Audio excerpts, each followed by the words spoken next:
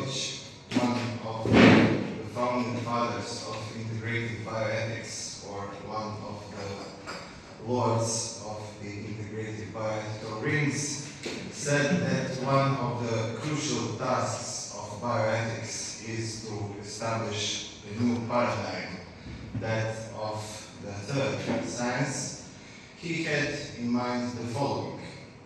The first ancient science aimed at knowledge on nature in order to imitate the nature, to find the orientation within the nature, and to adapt oneself to the laws of nature. Its methodology is integral, which means that it does not separate various aspects of knowledge about nature and the world from a complete picture of the world. Therefore, it reflects and expresses a certain wholeness or is derived from it. On the other hand, the second, modern science, aimed at developing the strategies for mastering the nature and subjection the nature to human power.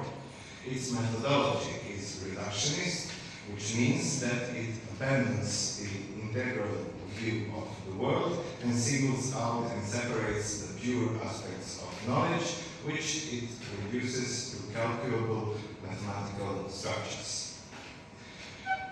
The paradigmatic examples of the first ancient integral science are ancient Greek philosophers Socrates with his slogan, "Virtue is knowledge," and Aristotle with his slogan, "Knowledge is virtue." While the paradigmatic example of the second modern reductionist science is Francis Bacon with his slogan, "Knowledge is power."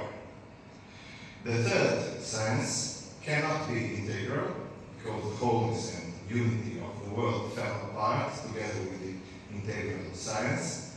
As well as it, the third science, must no longer be reductionist, so it should be integrated. In an effort directed towards integrativeness, integrated bioethics rests on intra-scientific multidisciplinarity and interdisciplinarity, but also on trans-scientific pluriperspectivism. What multidisciplinarity and interdisciplinarity mean is more or less clear to everyone here. And pluriperspectivism means the incorporation and mediation through dialogue of not only scientific, but also non-scientific or cultural contributions, including different modes of reflection and different traditions of thought and different worldviews, that is, diverse views that rest on cultural, religious, political, and other specificities. As Dani Frane again points out, the concept of plurality in bioethics falls short if we limit ourselves to the plurality of scientific disciplines and the plurality of ethical orientations. The exceptionality and innovativeness of bioethics, its true proprium, rests on the fact that bioethics and its methodology engage both non-scientific and beyond ethical perspectives on an equal footing in discussion and solving of problems. Therefore, integrated bioethics establishes the culture of knowledge, or knowledge as culture, as opposed to techno-scientific reduction of knowledge. Such a view on the aims and goals of bioethics, integratedly seen, resulted in some of the most popular definitions of integrated bioethics, such as Joyce's definition of integrated bioethics, my own definition of integrated bioethics, or somehow synthetic definition of integrated bioethics given by Luka Perušić, who says that integrated bioethics is a pluriperspective area of scientific and cultural activity that deals with the moral dimension of life in order to create orientational knowledge in the challenges of historical epochs. Based on this, art, that is artistic reflection, because I consider art to be one of the modes of reflection and not a mere fun or a means of realization during leisure time, could and should play an important orientation role in bioethical political perspectivism and bioethics itself. Usually, not only in bioethics, but also in any field of theory, art is excluded, unfortunately, from so-called serious discussions.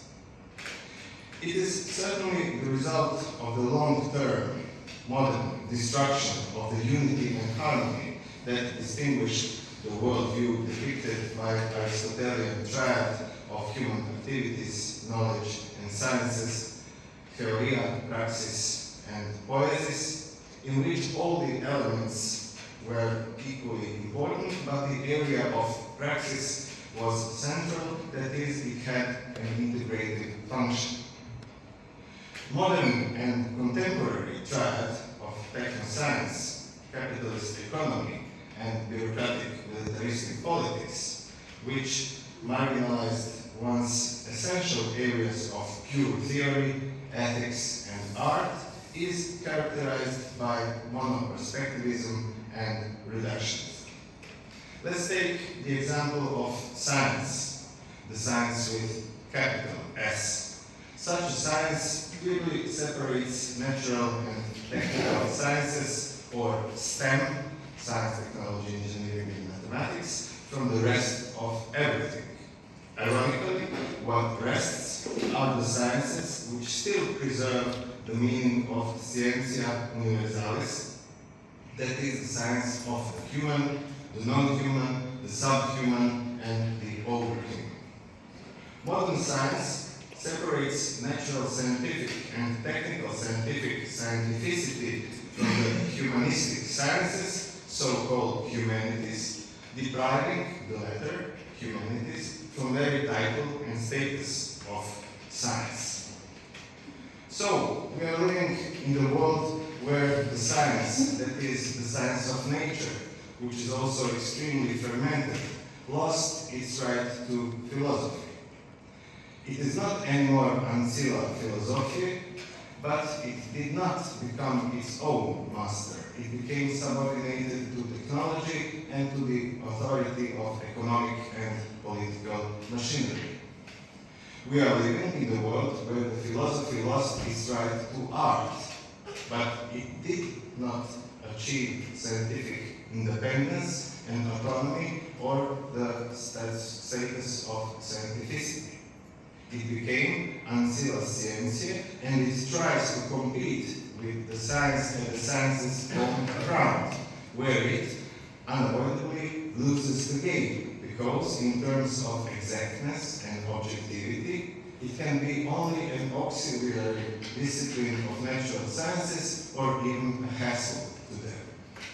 Finally, we are living in a world where the art became so marginalized that it lost any right. It has lost not only its constitutive role in the human life, but also its right to enlighten the world as one of the most important ways of reflecting the human and the world.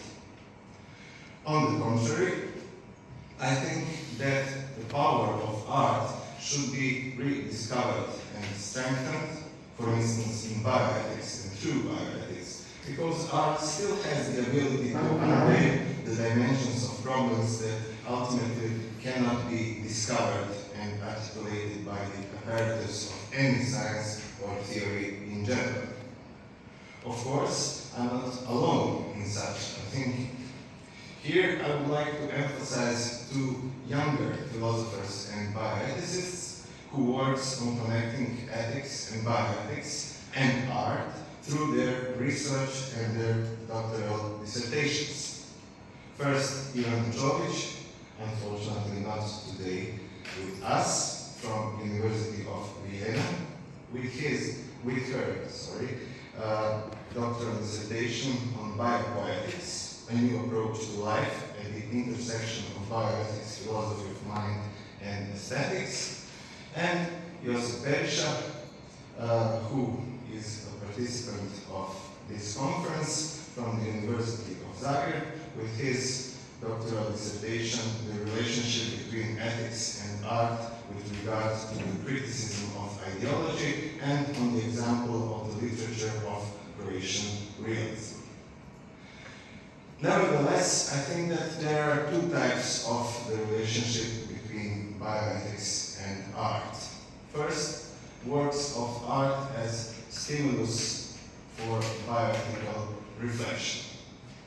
Of course, film, with its magical power, probably has the strongest bioethical potential, especially among young people, as evidenced by student bioethical projects in Croatia, which regularly include screenings of documentaries and feature films and discussions about them.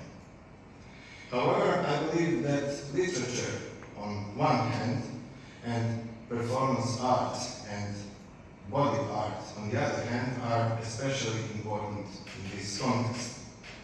Regarding literature, one example could be the book The Diving Bell and the Butterfly by French journalist Jean-Dominique Bobby, which has done a lot in terms of raising awareness of the problems that emerged in the encounter between human life and technicalized medicine, including the issues of euthanasia, dystonasia, and palliative care.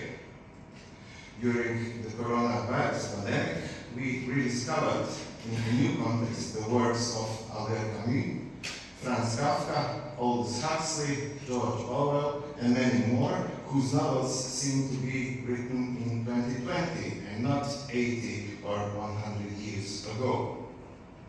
Less dramatic but equally inspiring with regard to different issues is the poetry of great American poet Walt Whitman, his famous Leaves of Grass, which I, in fact, do not read as an ordinary poetic work, but as a philosophical poem like Parmenides' poem Periphyseos or Lucretius' poem De Rerum Natura.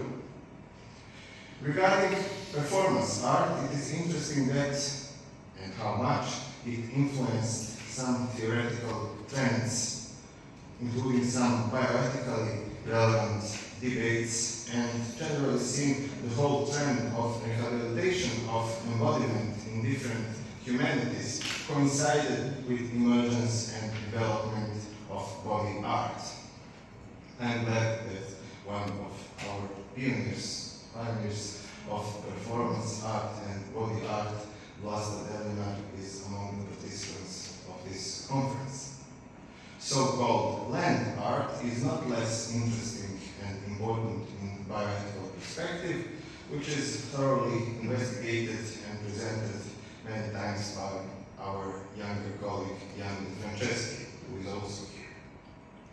Of course, as Josip Perisha, in one of his texts on these issues, says, on bioethics, pluriperspectivism and art, pluriperspectivism does not oblige mechanistic accumulation of extra scientific cores of knowledge and does not imply the imperative of their use, but offers a legitimate possibility for potential argumentative contribution of the extra scientific cores of knowledge, given that scientific knowledge is not the only human knowledge that should have exclusive and sole authority, which, of course, does not reduce or relativize the potential scientific contribution to bioethical research. On the other hand, there are some bioethically relevant theoretical works that incorporate artistic approach, among which are some classics of bioethics, understood in a broader, pluriperspective and integrative sense. So they are interesting not only from a theoretical point of view, but also from an artistic point of view, which means that their authors used artistic means to achieve theoretical and practical purposes. Although this is not the rule, these works are often autobiographically based, which is also an interesting topic to consider. For example, Hans Jonas, his memoirs, but also his Phenomenon of Life, where he did not hesitate to use the mythological literary approach after exhausting the biological, philosophical, and theological approach. Or Albert Schweitzer, many of his texts, and especially Out of My Life and Thought. Or Ardennes, also many of his texts.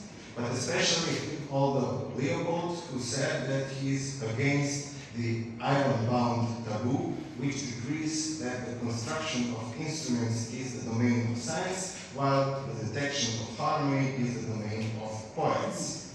In his work, Ascent County Almanac, Leopold not only claims, but also shows by his own example that scientific and poetic reflection are equally valuable modes of man's approach to both nature and himself. Therefore, Daniel Berthold calls Leopold's approach poetic science, while J.B. Kellicott, using the titles of two of Leopold's essays, namely Dialectic and Conservation Aesthetic, talks of Leopold's land aesthetic. In a similar spirit, some other American authors created their theoretical and artistical works which are relevant to bioethics. For example, Ralph Waldo Emerson, some of his essays such as Nature, Henry David Thoreau with his famous Walden or Life in the Woods, and John Muir with his series of semi-biographical, semi-theoretical works such as My First Summer in Sierra. And I could go on and on with examples, but I have to stop here. To conclude, sometimes a work of art contributes better to recognizing and articulating a problem, and even solving a problem, than scientific descriptions, scientific theories, and scientific arguments.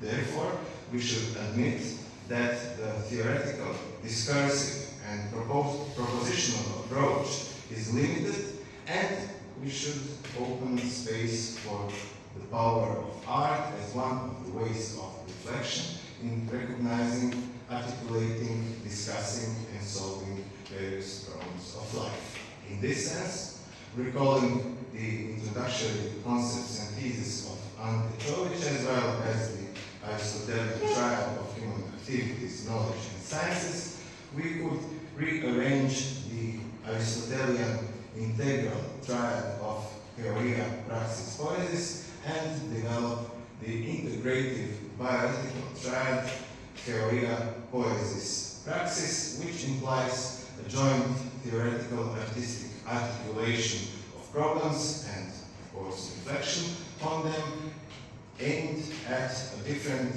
non-reductionist, holistic practice under the guise of humanistic principles, which, I'm convinced, are able to overcome the limitations of traditional humanistic anthropocentrism and open up to rethinking life in its wholeness and fullness.